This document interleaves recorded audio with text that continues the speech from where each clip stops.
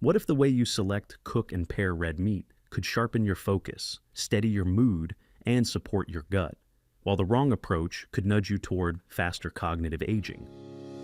Welcome to Dr. Mercola's Cellular Wisdom. Stay informed with quick, easy-to-listen summaries of our latest articles, perfect for when you're on the go. No reading required. Subscribe for free at mercola.com for the latest health insights. Hello, and welcome to Dr. Mercola's Cellular Wisdom. I'm Ethan Foster, and today we're examining how eating red meat in the right dietary context can elevate brain nutrients and gut diversity, and where it can go wrong when processing and preparation work against you. I'm Alara Sky. We'll keep this focused on what research shows about nutrient adequacy, microbial balance, and cognitive outcomes, so you can decide how red meat fits into a nutrient-dense, whole food diet that supports resilience. A large analysis in scientific reports looked at 3,643 adults from the American Gut Project to see how red meat intake interacts with overall diet quality. People eating high-quality diets that included red meat had greater intakes of vitamin B12, zinc, selenium, calcium, and choline than people avoiding meat within similarly high-quality diets. Those nutrients drive oxygen delivery, neurotransmitter production, DNA repair, and membrane integrity that you feel as mental clarity and steady energy. Diet quality itself was the strongest signal.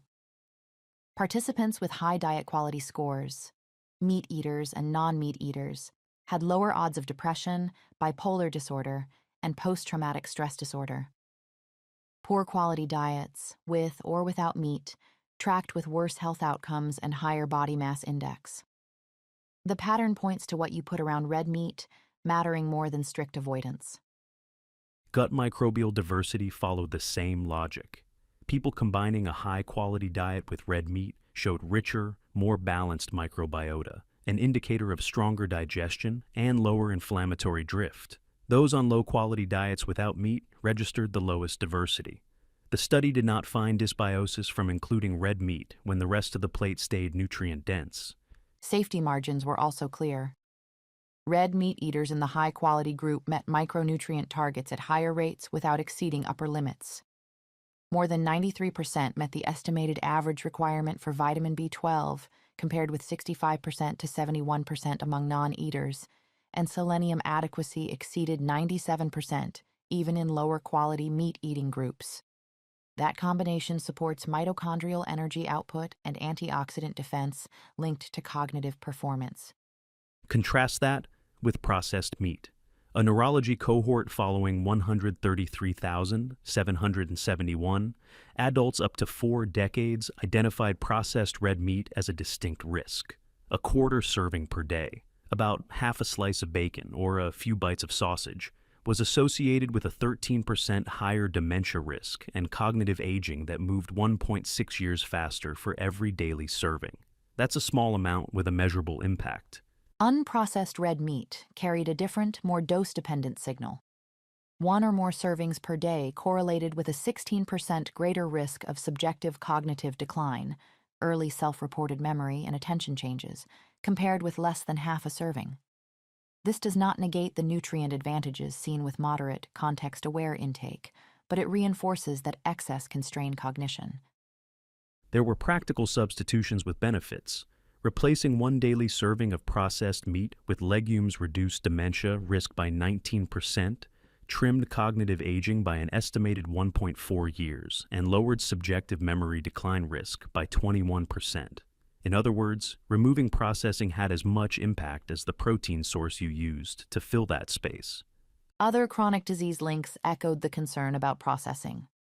A Nature Medicine analysis tied 0.6 to 57 grams of processed meat per day, ranging from a few bites to 2 slices of bacon, to an 11% higher risk of type 2 diabetes and a 7% higher risk of colorectal cancer relative to no processed meat.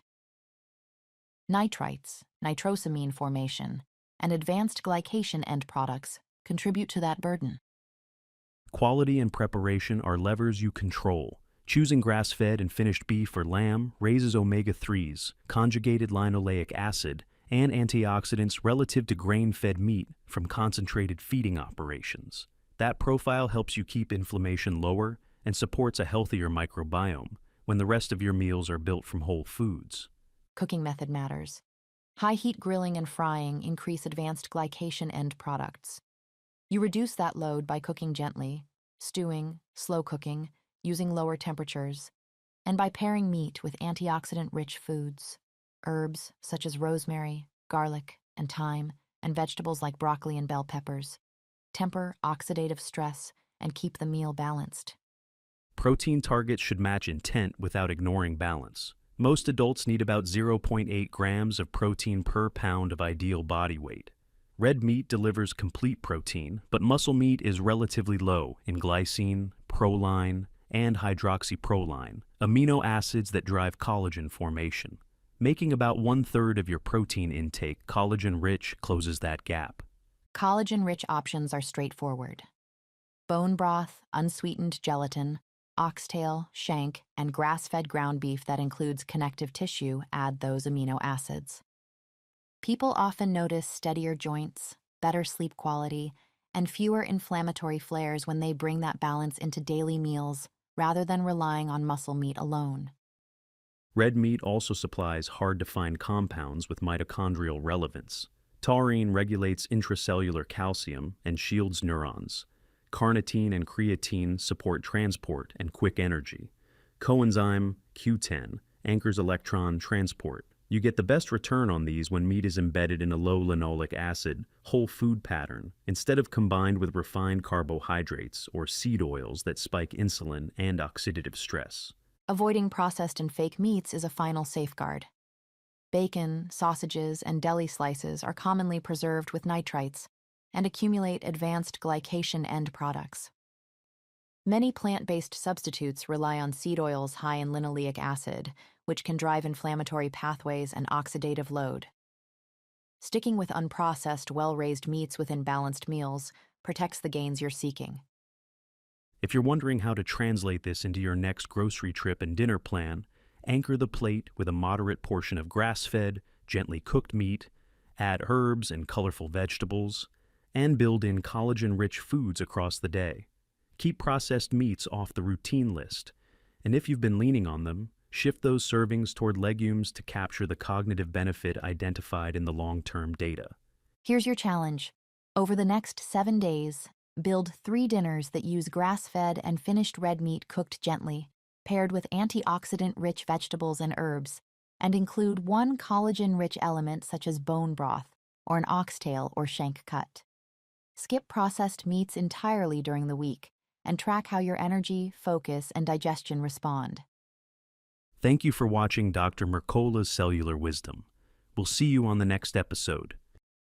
Thanks for watching. Subscribe now and click the notification bell so you never miss an update. See you in the next video.